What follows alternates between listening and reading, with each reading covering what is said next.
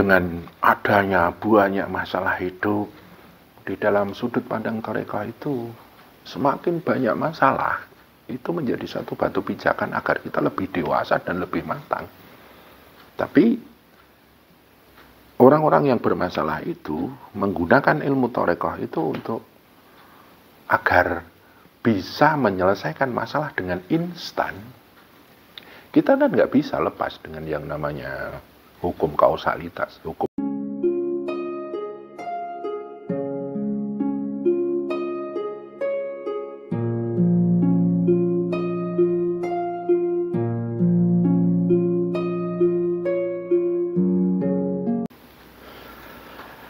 Di dalam saya mendakwahkan ilmu tarekah, tentu saja akan bertemu suka duka, Mas. Kita tahu bahwa negara ini saat ini sedang mengalami banyak krisis. Krisis yang paling mendasar adalah yang pertama krisis moral. Kemudian krisis ideologi dan akhirnya melahirkan krisis idealisme. Dan selanjutnya akan muncul krisis lagi yang namanya krisis kepribadian. Kita takut pada suatu saat nanti kalau krisis ini merajalela, Indonesia ini akan menjadi satu negara yang homo homini lupus. Manusia adalah serigala bagi manusia yang lain. Makanya kita bangun dengan jalan tarekah ini, kita berharap krisis ini tertanggulangi. Idealisme bisa kita pegang kembali, moralitas bisa kita bangun juga. Kemudian satu proses yang menuju homo homini lupus itu akan menjadi homo homini socius, bahwa manusia itu adalah manusia yang bersifat sosial. Seorang manusia tidak bisa hidup sendiri, mereka butuh orang lain. Dan kami berharap dengan dakwah tarekah, bil khusus majelis kami ini, tarekah Syatariah ini kita berharap menjadi satu solusi, walaupun itu sangat kecil.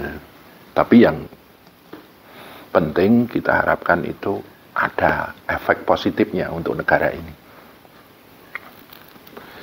Akan tetapi, yang kita harapkan adalah kita mendakwahkan ilmu tarekah, ilmu hakikat, ilmu ma'rifat. Itu mengajarkan yang namanya olah jiwa, olah rasa, ngaji jiwa, ngaji rasa, ngaji pribadi, agar kita menjadi satu kepribadian yang matang, kepribadian yang dewasa, yang dekat dengan Tuhan. Secara sukanya, alhamdulillah, saya dipermudah karena apa yang saya haturkan di media sosial itu banyak yang menerima, dan saya mulai dikenal. Itu akan memudahkan dakwah saya. Akan tetapi ada juga penerimaan ilmu tarekah ini beda jalur, beda persepsi. Orang berpersepsi bahwa dengan ilmu tarekah ini diidentikan dengan perdukunan. Makanya banyak yang datang ke tempat saya, menemui saya, itu yang diurusi masalah hutang. Gimana Gus hutang supaya bisa lunas? Gimana saya? Bahkan ada yang pernah minta nomor togel dengan satu janji, kalau togel ini nembus, hutangnya lunas, dia berjanji ingin mendekatkan diri pada Tuhan.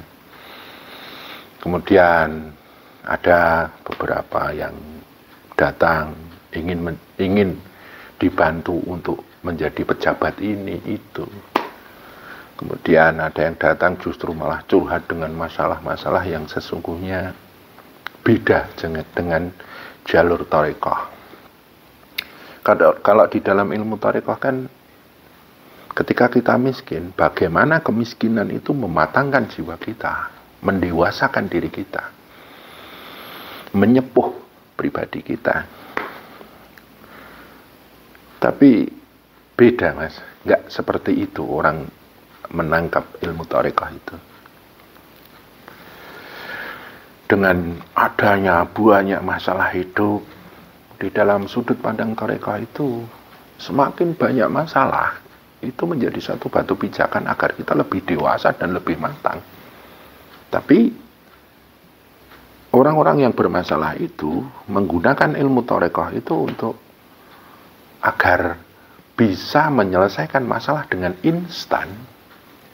Kita kan nggak bisa lepas dengan yang namanya hukum kausalitas, hukum sebab akibat, atau ada istilah kondang yang disebut karma pala. Nggak bisa instan. Kalau bisa instan sih,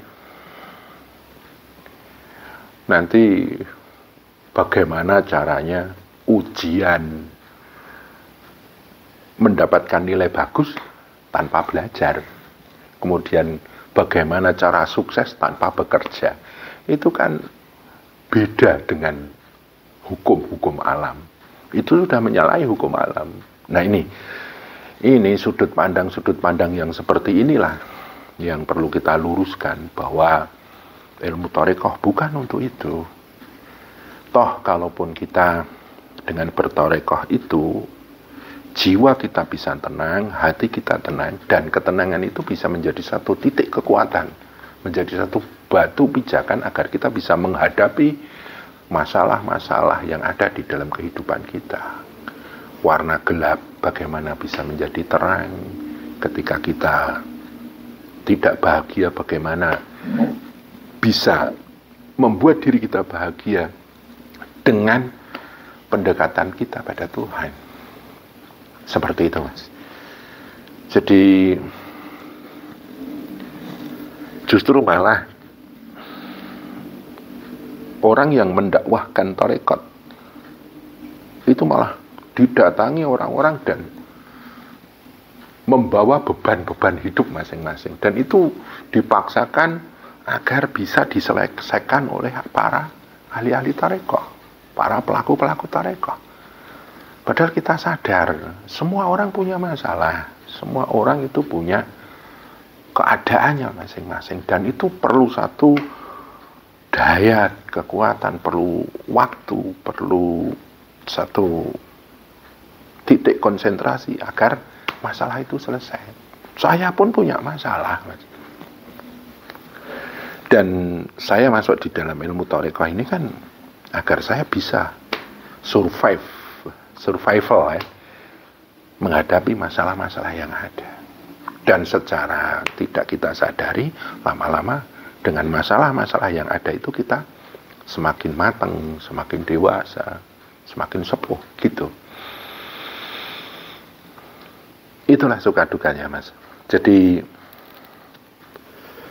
yang jelas perlu penyadaran bahwa ilmu tarekat itu adalah ilmu bagaimana kita bisa, sekali lagi saya katakan, matang jiwa kita, sepuh, dewasa, dan kita dekat dengan Allah. Seperti itu saja. Kalau semuanya sadar, wah enak sekali bertarekoh itu, luar biasa, kayak gitu. Dan ini mungkin perlu proses untuk menyadarkan. Dan saya pun masih berproses. Saya belum bisa dibilang orang yang luar biasa. Enggak. Saya enggak akan menilai diri saya sehebat itu. Enggak. Saya juga masih proses, mas.